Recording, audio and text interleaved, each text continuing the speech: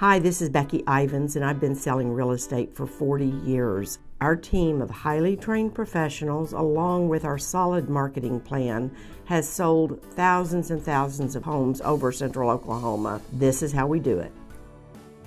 So when do you know it's time to hire an assistant? Well, I wasn't real good at that.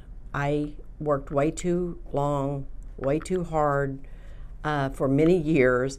But I can tell you now, in retrospect and after studying it, it's time to hire your first assistant when you no longer can do your job within about 9 hours a day. You need a day off. What you do, the first thing is to teach your assistant to take phone calls and to funnel those to you. So the assistant will first take all the phone calls and send the phone calls to you. Please keep in mind that we do have laws regulating what information assistants can handle, what they can and cannot do. If your assistant is not licensed, then they cannot answer a question about property, even for another agent. If an agent calls and says, I saw a sign on this property, it's not an MLS yet, but is it a 3 or a 4 bedroom? If you're not licensed, you cannot give that information out.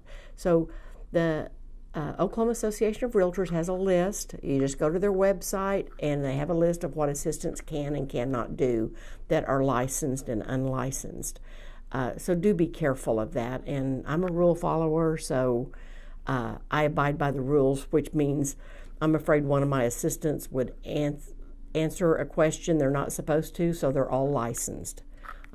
Everybody on my team is licensed. So, and when you need your first buyer's agent is when you are doing so many listings that you don't have time to work with the buyers that come in off those listings. Then get yourself a buyer's agent and turn over the buyers to that agent that come in from open houses, that come in from advertising, any personal referrals that you get from past clients or from family members.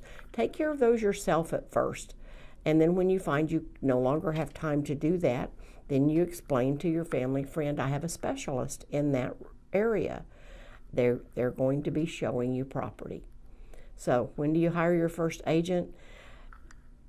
Number of transactions wise, I would say you probably need to be doing about 35 or 40 transactions a year before you hire an assistant.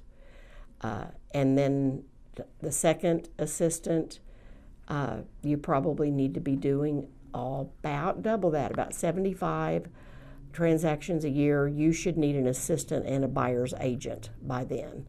So some people hire way earlier than that, and maybe they don't look at their net profit at the end of the day, but you can't pay someone to do all of your job and still end up with a net profit at the end of the day. So you're still going to have to work and do more than just tell people what to do.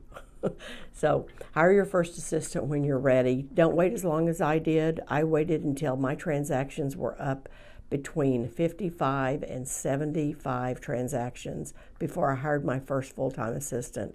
And so hire before then. When you get to about 30, start looking for someone to work part-time for you so that you can go out and do more sales, and they can take care of the clerical things that are easy to do. They can input into the multi-list.